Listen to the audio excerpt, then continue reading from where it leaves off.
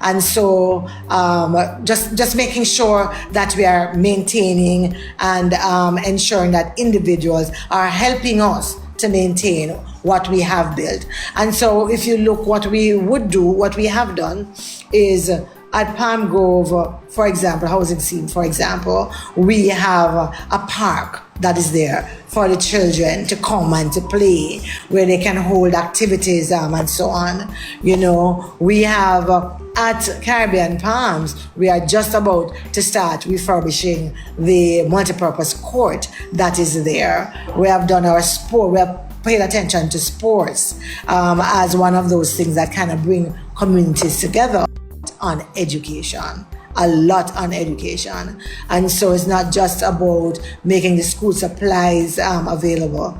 I have been seeing more and more individuals coming and requesting assistance for tuition for post-secondary education, which is something that she was known for and that she championed, and we continue with that legacy. So it is clear that, Southwest St. Andrew is in good hands, and you definitely pick up where former Prime Minister Portia have left off. And I have even talked about what we're trying to do with our young people. For example, we have a team that's coming together. All of them are young people under 30. And because, again, I go back to being inclusive, they have come together. They are discussing what they want. Is to go out and do a survey amongst young people about what they'd like to see in their community, how they see themselves helping, and also how they see the leadership, whether it is the MP, the councillors, the church, the civil society. And coming out of that, I have promised them that I will assist them in hosting our first youth forum in the constituency to talk about the way forward.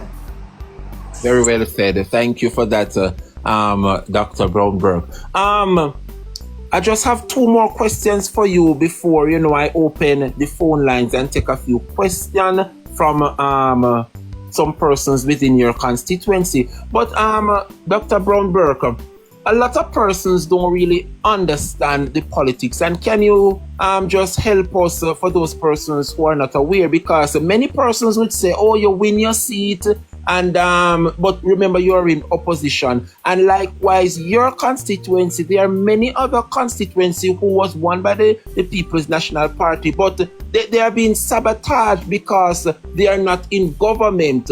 How do you navigate? Because it is clear that Southwest St. Andrew is one of those constituencies who, it has been sabotaged by the government, even though you won your seat. Help us to understand the politics of it all, that not because you win your seat and then you're the MP, you still face some level of challenges because your government is not in power. I want to thank you very much for that question, because you're absolutely true. So when a member of parliament wins, like I have, we have $20 million that is set aside for the Constituency Development Fund. And really, there's just so much you can do with that. And we do some work with that. Let's say, for example, every year I do a back-to-school fair. The truth is that for the back-to-school fair, the majority of funds to have that is really from partnership with the business community that I get, so that we can have the kids have some fun. We can get some community barbers to come and trim the boys so that they go back to school looking really, really nice, to supplement the uniforms and stuff that we also make available and stuff like that. But there are some other things, in particular, your roads, your water, your light, in particular. Those are not things over which members of parliament have direct responsibility. So yes, you might have a sum that you can use to fix roads. What is it, $10 million, $12 million each year that you do get to fix roads. There are only some roads that you can fix. Yeah. And we would know, you would look around and say, for example, but I see so much other work being done in other constituencies. Yes, because the government has funds at its discretion that they use. And so what they will do with that is that I will have $12 million to spend on roads. The other JLP MP has 12 million, but maybe a minister might give them, yes, an allocation for their roads that is 50 million. When you listen, for example, to the constituency debate and hear the JLP members of parliament talk about, oh, thank you, minister, for fixing this road and that road and that road. Thank you, minister, for the light that's there. Thank you, minister, for the bridge. And so that's how they do it. Yeah. That's how they do it.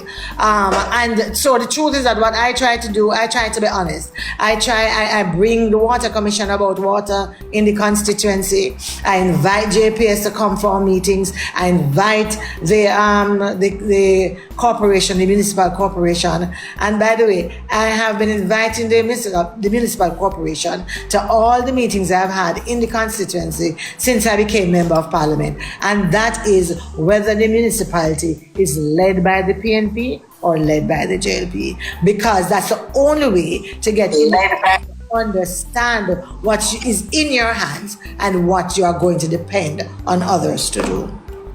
Boy, may I tell you, it's not a pretty task, but you really sum it up a short while ago, and trust me, we now clearly understand the picture. Time is against us, and at least 10. Are you okay for just staying another 10 minutes with us, Dr. Brownberg? Sure, I will. I'll make up. I really appreciate it. So we'll wrap up by 11 o'clock. So we have 10 more minutes, Jamaica, and I really wanted to use it wisely. So the phone lines are open. Party chair is here, and we just want you to put as many questions as possible to her, starting with the Uncle Reap Foundation. Reap, what going on, Uncle? Good morning.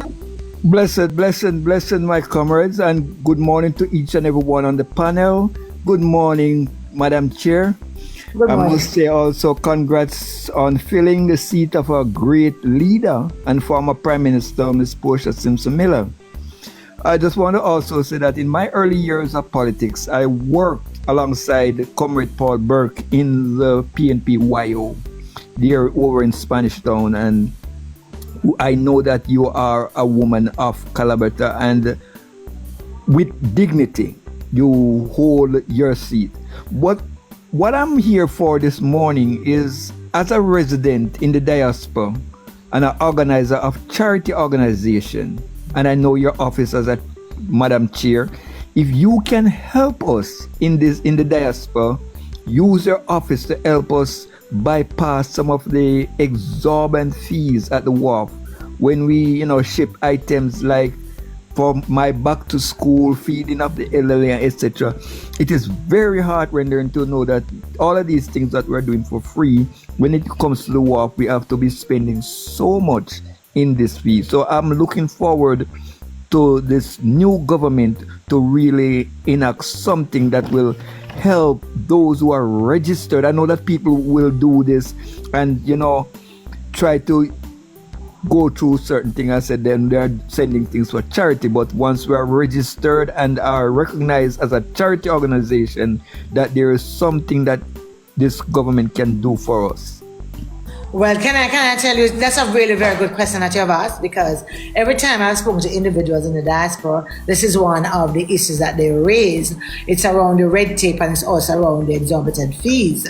And sometimes I don't know which one is worse, quite frankly. And that's what they say. So you are correct that the rules say that if you are part of a registered charitable organization, that you would be able to bring some stuff in duty-free or with reduced duty and so on. I think part of the challenge is that it's not clear as to exactly what you're entitled to or what you can request. Yeah. So, for example, some persons will say to me that they have given up on actually bringing stuff in under their charitable organizations. They just partner with the school because it's so much easier to bring it in through a school. Of course, it means that you'd have to have collaboration with the school to do not just the school community, but the wider community that supports the school. And so you're absolutely correct that one of the things that we are promising to do is to make sure it's simpler, to make sure that everyone knows where it is. You can get that information. And so it is going to be on our websites all over, any of the consulates and missions that we have, that it's there as well. And streamline the processes so that they are not as time consuming and that they're clearer, because sometimes people have to be going to from one place to the other, and I'm telling you, the worst of it is really trying to do work with a medical team, because it is just so that we can have to make sure it works. Yes, I thank you for that.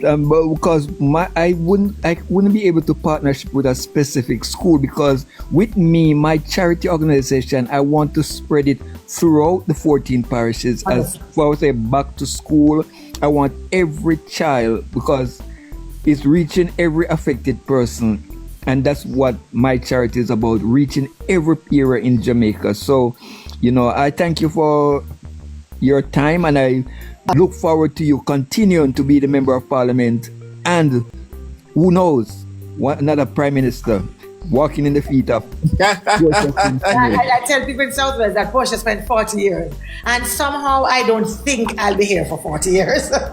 God knows what he's done. We leave that in the hand of God, my dear.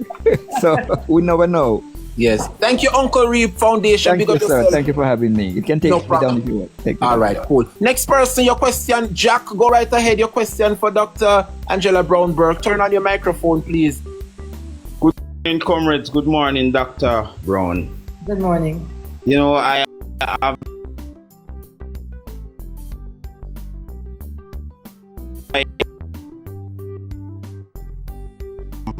your counselor. I really know you and your husband a little bit, not that much, but we always move together, because when Anthony Hilton was in St. Thomas, you and your husband was there with him a lot. But I congratulate you for the work you have done from a councillor, and now you are a member of parliament, and you are doing more. And that is what we need in this organization, because you do it from small and you get big, and you're still doing it. Congratulations. The word is love. Thank Doctor. you. All right, Jack, thank you so much. Thank you. Just before I go to Auntie Dawn, we have a question in the comment section, Dr. Angela Brown-Burke. And Nessa is asking, my question to Dr. Angela Brown-Burke is, what are some of the challenges that you face as a female leader? I think that's a good question. It is a good one, and I think that for many of us as female leaders, especially when you have to take care of a family, it is that balance that is probably the most challenging. Whether it is that you have children that you are growing, or you have older parents that you're taking care of, or you have some of those other kinds of responsibilities. So that is very challenging. I think also some persons will say that, sometimes because you probably bring a softer approach in the beginning, some might take that for some kind of weakness, but I think that as people get to know you, because those are some of the challenges, but one of the things that I have found is that if you are your authentic self, people come to understand who you are, what you stand for, what you will deal with, what you will not deal with. And so you have really a very respectful relationship with individuals. And also I tell people, my word is my bond. And once your word is your bond, I believe that reduces a lot of the problems that you could have, because people know that they can believe in and count on what you say. Very well said. Very well said. It's 4 minutes to 11. I'm going to take my last two more questions, and then I'm going to ask Dr. Brownberg to just wrap up and speak to her constituents and have the final word. Auntie Dawn, good morning. Auntie Dawn, your question for Dr. Brownberg. Go ahead, please. Good morning, Mrs. Burke. Nice to meet you. I was first introduced to you by Mr. Frank Stamp, a very good friend of mine. Very good friend who always talk highly of you. And I have a question for you, but first I must say, you're right when you said 40 years working in Portia Simpson. I met her when I was 13. I'm 63 now. Yeah. And my question is basing from this. She sent me to Jamaica School of Dancing when I was 13.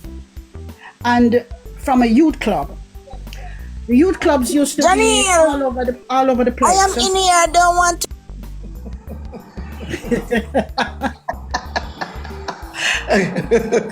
The youth clubs used to be all over the place. Delaware Center, Ghetto United. In Greenwich Town, we used to have a lot. I'm originally from Greenwich Town. I was born and raised.